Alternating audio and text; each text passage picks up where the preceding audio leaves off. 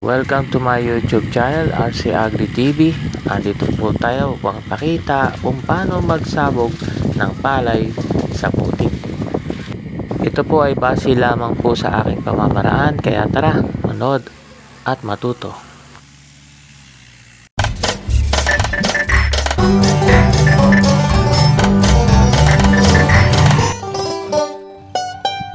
Yung una ko pong ginawa, ito ay aking pong pinatubigan. So napuno na po siya ng tubig, saka ko po ito pinaroto. Kaso nga lang po, nung dumating yung ating magroroto, ay medyo natuyo na yung kanyang tubig, kaya napilitan na rin po siyang ito'y matapos. Ang sabog po sa putik, huwag po natin pong masyadong laliman dahil ito po ay sabog lamang po.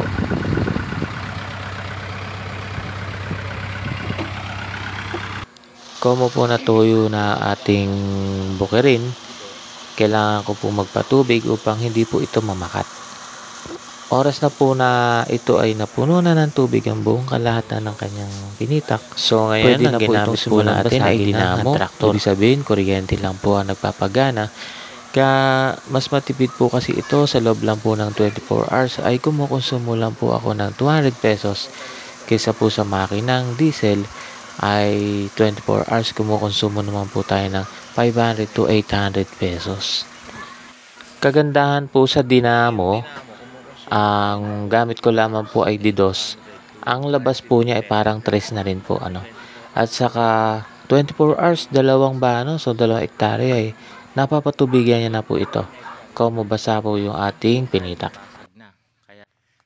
So once po na napuno na ng tubig, kunwari kalahati hektarya pa lang po, pwede na po itong daanan na yung tractor upang makapag-ipon po agad siya ng tubig. So pwede na rin po tayo magbabad ng ating binhi. Sa diesel naman, Ang birada naman po namin ito, once po na nabasag ngayon, pwede na rin po nating halangin kinabukasan upang ang tubig ay hindi po masayang o pumirmi po ng maayos para sa pinakahuling linang. Yun lamang po ang aming ginagawa upang mapabilis po ang paggagayak ng bukid para po yung konsumo o gastos natin ay mas masidhi na makatipid. So sa pangalawang pagmamakina po, obligado po yung ating pinitak ay dispunti po ang birada ng ating hand tractor upang wala na po siyang matirang damo o nabubuhay pang damo upang mailubog ito sa ilalim ng kanyang putik. ito ay So ang pagbabad po ng ating binhi ay usually po talaga ay 24 hours sa inbred ang pagbababad. Ito po ay naihango ko na kahapon, so 24 hours na yung nakalipas. Ngayon ito po ay ikalawang araw na So ang pagtubo talaga ng ating binhi ay sa loob po lamang ng hanggang 2 to 3 days mula nung naihaw natin sa pagbabad. So, ganun lang po. Depende na rin po kung mas maganda yung nagiging tubo, mas maaga po yung magiging sabog natin sa linang. So, ito na po yung kanyang ikatlong umaga. Ngayon na yung pong ating linang ay natapos na rin, pwede na po natin itong isabog. So, maganda po kung kalilinang pa lang po ay isabog na natin upang maiwasan natin yung pagkain ng mga ibon, manok, bibe. Ito po kasi ay lulubog sa kanyang lablab upang di na po makita ng mga ibon, mga daga, makaiwas din po tayo sa paghuhulit. So ito na po itsura ng ating palay nung makalipas ng 4 na araw. Ito na po yung kanyang tubo. Meron na po siyang unang down sa baba. So kung makikita po natin, maganda po yung naging tubo, talagtagin. Magandahan naman po kasi sa ating sabog sa putik. Oras po na drop natin yung binhi, na isowing natin, kinabukasan po yung kanyang ugat nakalubog na rin sa kanyang lablab. So ito naman po yung ating ika-10 araw, pwede na po tayo magpatubig. Pwede na rin po natin sabayan sprayan ng pansuso. So ito na po yung nagamitan natin ng niclosamide. 14 days na po ito ngayon mula nung napatubigan. Hindi po ako gumamit ng pandamo.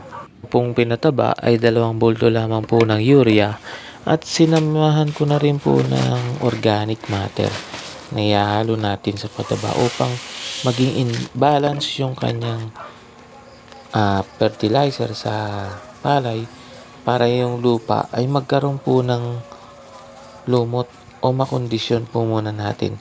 Gawa nung lahat po ng mga naging damo sa ilalim ng kanyang putik ay ma-imbalance at ma-neutral.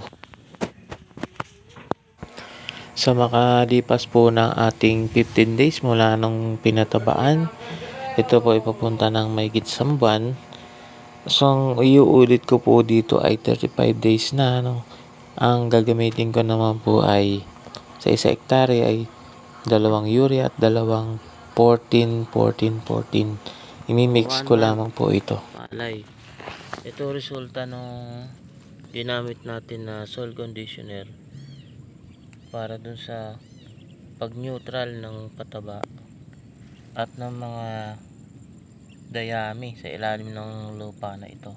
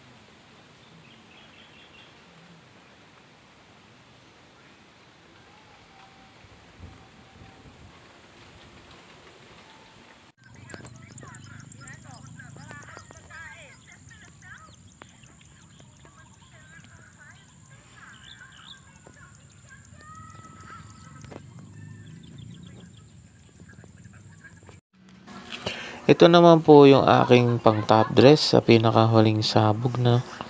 Ito po ang ginamit ko, 17017 para po sa kanyang butil.